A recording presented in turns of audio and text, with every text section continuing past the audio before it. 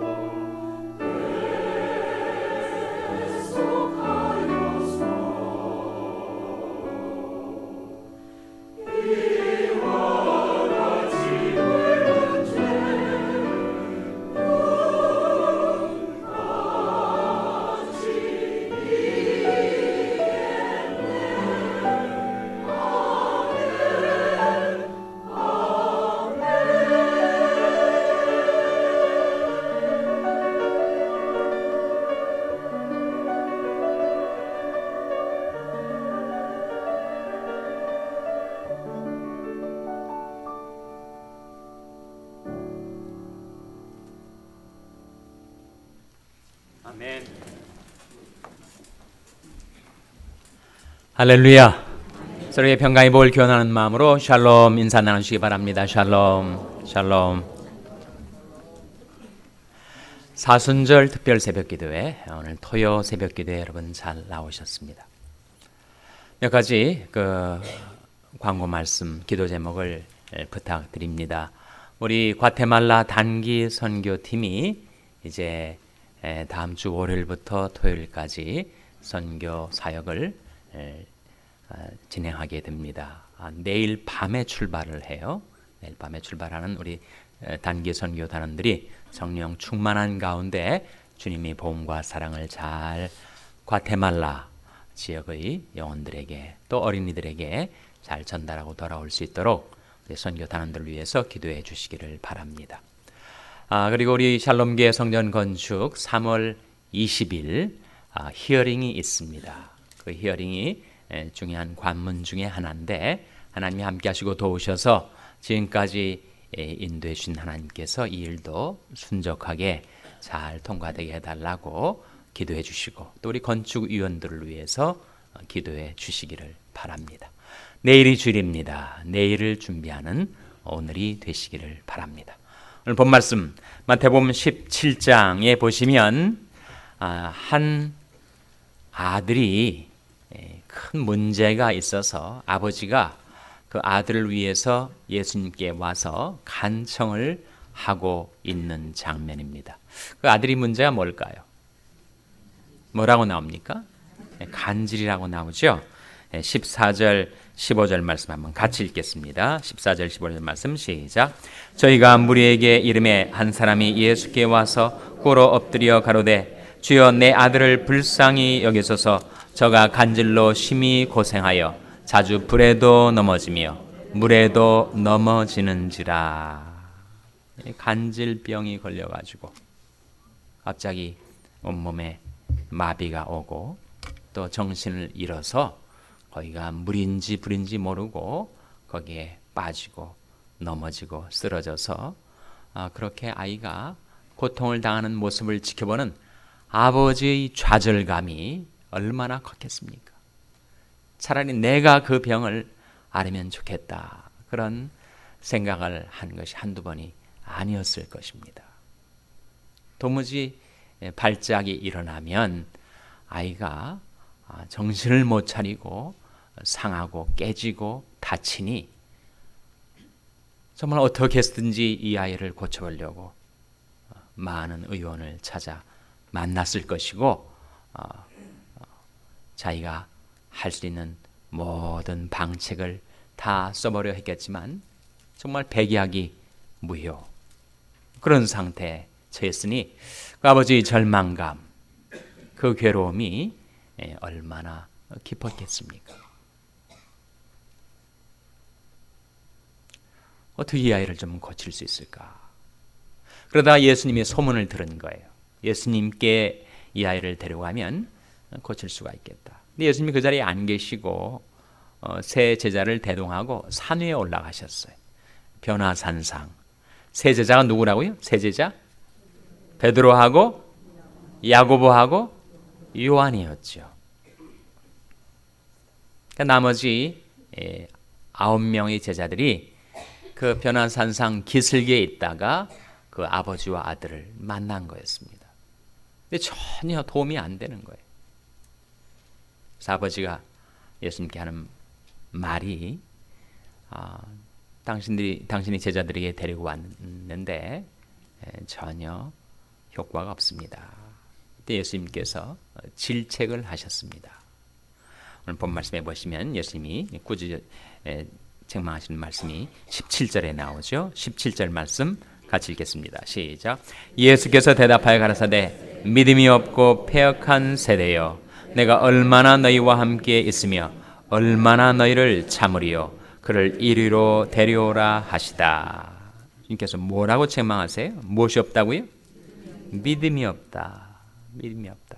믿음이 없고 패역한 세대여 내가 얼마나 너희와 함께 있으며 얼마나 너희를 참으리요 그를 이리로 데려오라 하시다. 그래서 예수님께서 꾸짖으시니까 뭐가 나갔습니까? 귀신이 나가고 아이가 그때부터 나은 거예요. 그러니까 병마가 나간 겁니다. 그 병을 가지고 들어온, 간질병을 가지고 들어온 그 귀신이 예수님께서 쫓겨 나가니까 아이가 건강을 되찾은 거예요. 이 사건을 지켜보던 제자들이 야, 이상하다. 우리가 할 때는 안 됐는데 예수님이 하시니까 이렇게 놀라운 역사가 이루어지니 이게 어찌된 영문인가 이유를 물은 거예요.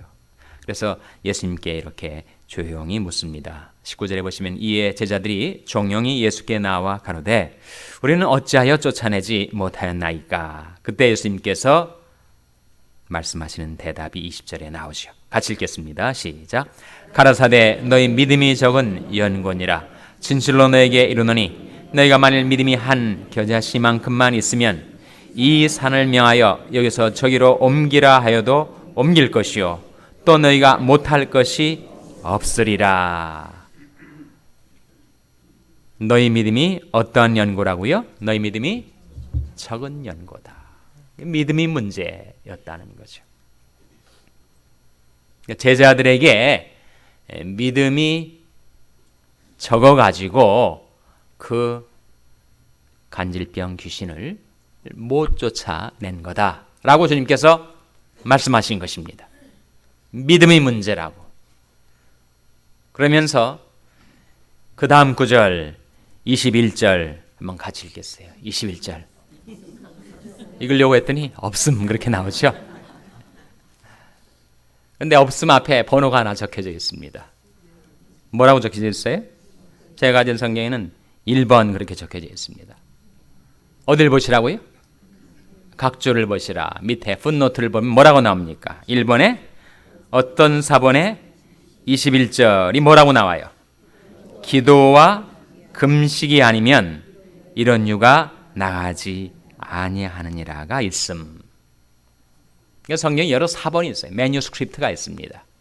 근데 어떤 사본에는 21절이 아예 없고 어떤 사본에는 21절이 나와 있는데 뭐라고 나오느냐 하면은 기도와 금식이 아니면 이런 유가 나가지 아니하느니라 하는 말씀이 나오고 있다는 거예요. 지금 이 귀신을 쫓아내는 이 문제에 있어서 제자들은 못 쫓아냈습니다. 그것은 믿음이 적기 때문에. 예수님은 쫓아내셨습니다. 믿음이 있으셨기 때문에. 아니 예수님도 믿음이 있다라고 말할 수 있는가? 그렇게 말할 수 있습니다. 예수님이 성육신 하셔서 이 세상에 살아가실 때는 하나님을 신뢰하는 믿음 갖고 살아가셨어요. 그 앞에 있는 즐거움을 위하여 십자가를 참으사 부끄러움을 개의치 아니하시는 세상을 이기는 믿음 갖고 예수님은 살아가신 것입니다. 제자들이 그와 같이 무력화되었었던 것은 그들이 믿음 문제였다는 거예요. 그런데 믿음을 말씀하시면서 주님은 다시 기도에 관하여 말씀하십니다. 그러니까 믿음과 기도에 모종의 관계가 있음을 시사하시는 거죠. 이 마태복음 17장에서는 아예 사본에 그 말씀이 빠져버린 그런 사본이 있지만 마가복음 9장 29절에 보면 동일한 사건을 보여주는 마가복음의 기록에 따르면 주님께서 명확하게 기도에 관해서 말씀하는 거예요. 찾아보시기 바랍니다. 마가복음 9장 29절을 한번 찾아보세요.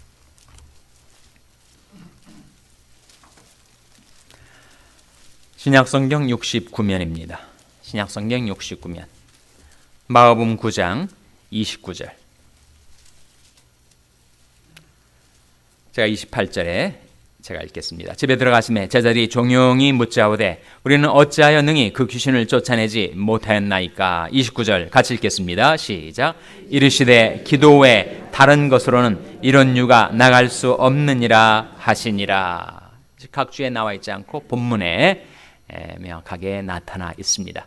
그러니까 예수님은 지금 이 귀신을 쫓아내지 못하는 제자들이 무기력의 이유를 믿음의 문제로 진단을 하신 다음에 왜 믿음이 없는가? 왜 믿음이 없다는 거예요?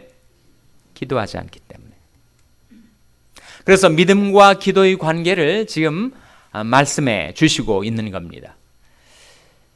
누가복음 18장에 보면 항상 기도하고 낭망치 말아야 할 것을 비유로 말씀하셨어요. 기도의 문제는 기도하다가 낭망하는 겁니다. 내가 하는 이 기도가 공중에 산산이 흩어지는 언어가 되고 도무지 이 기도에 효험이 없다. 무슨 효과가 있는가? 이 부질없는 이 일을 내가 왜 계속하는 거야? 기도하다가 낙심하기 쉽다는 거예요. 기도하다가 낭망하기 쉽습니다. 변화되는 것도 없는 것 같고 응답도 없는 것 같고 내가 기도하느라고 했는데 도무지 나타나는 결과가 없으니 기도하다가 낭망하는 거예요. 그래서 여러분이 기도하다가 마음이 낭망이 될 때 유독 나한테만 이런 일이 생기는가 보다 그렇게 생각하진 마세요. 우리 모두의 문제입니다. 기도하다가 낭망하기 쉽습니다. 예수님께서 바로 우리 그런 문제를 아시고 말씀하시기를 항상 기도하고 낭망치 말라 하시는 거예요. 현상적으로는 변화가 없을 것 같아도 하나님께서 우리 기도를 듣고 계시니 우리에게 희망이 있다는 겁니다. 항상 기도하고 낭망치 말아야 할 것을 비유로 말씀하셨는데 무슨 비유였죠? 한 과부와 악한 재판장의 비유였어요. 여기 한 재판장이 있고 억울한 일을 당한 과부가 있어서 밤낮 와서 재판장한테 원한을 풀어달라고 신원해달라고 그렇게 통사정을 해대니까 하나님을 두려워하지도 않고 하나님을 두려워하지 않으니까 사람을 무시하는 이 악한 재판장이 속으로 생각하는 거예요. 내가 이거 청탁 안 들어줬다가는 이 과부가 밤낮 나를 괴롭게 할 테니까 들어주고 말지. 예수님께서 그 비유를 말씀하시면서 하물며 너희 천부께서 밤낮 부르짖는 택하신 자녀들이 원한을 풀어주지 아니하시겠느냐. 속히 그 원한을 풀어주시리라 고 말씀을 하신 겁니다. 기도하다가 낭망치 말고 기도하는데 나타나는 변화나 현상이나 응답이 떨어지지 않는 것 같아도 하나님이 듣고 계시다. 사람이 일을 하면 사람이 일할 뿐이지만 사람이 기도하면 하나님이 일하신다. 하나님이 지금 진행 중인데 왜 낭망하는가? 그 말씀을 비유로 하시면서 결론에 이런 결론을 맺으십니다. 누가복음 18장에 나온 말씀인데 그러나 인자가 올 때 세상에서 믿음을 보겠느냐. 지금까지 지금 계속 기도에 대해서 말씀하신 거예요. 그 악한 재판장과 과부의 비유를 통해서 낭망치 말고 기도하라. 기도에 관해서 말씀하시다가 느닷없이 믿음에 대해서 그러나 인자가 세상에 올 때 믿음을 보겠느냐. 믿음으로 결론을 맺습니다. 그것 역시 기도와 믿음 사이에 어떤 관계가 있음을 주님께서 암시하시는 것입니다. 어떤 관계가 있을까요? 기도와 믿음 사이에는 어떤 관계가 있어요? 밀접한 관계가 있습니다. 밀접한 관계. 기도와 믿음 사이 어떻게 밀접하게 연관이 됩니까? 믿음 없이는 기도하지 않게 됩니다, 여러분. 내가 믿음이 없는데 어떻게 기도할 수 있어요? 그리고 기도하지 않으면 믿음이 성장하지 못합니다. 기도와 믿음의 관계예요. 그러나 인자가 세상에 올 때 믿음을 보겠느냐 하시는 기도와 믿음의 관계를 주님께서 말씀하셨을 때 어떻게 관계가 된다는 말인가? 우리가 믿음이 없으면 기도하지 않습니다. 그리고 기도하지 않으면 우리 믿음이 성장하지 않아요. 비록 연약하지만 우리에게 믿음이 있기 때문에 그래서 이 아침에 하나님 앞에 나와서 기도하는 거 아닙니까? 그 달콤한 새벽잠을 반납하고 하나님 앞에 나와서 우리가 기도하려고 그래도 애쓰는 이유는 우리에게 조그만 믿음이 있기 때문에. 믿음이 아예 없으면 왜 기도하겠어요? 공연히 시간 들이고 노력 들이고 그 부질없는 일을 왜 하겠습니까? 하나님 앞에 나오면 하나님께서 내 부족한 믿음에도 불구하고 나의 기도를 들어주시라는 그런 조그만 믿음이 있기 때문에 그 믿음 갖고 나와서 하나님 앞에 기도하는 거 아닙니까? 그래서 믿음이 있어야 기도할 수 있고, 또 역으로 기도하지 않고는 믿음이 성장하지 않습니다. 그래서 저는 여러분이 많은 기도의 실험을 하시기를 바라요.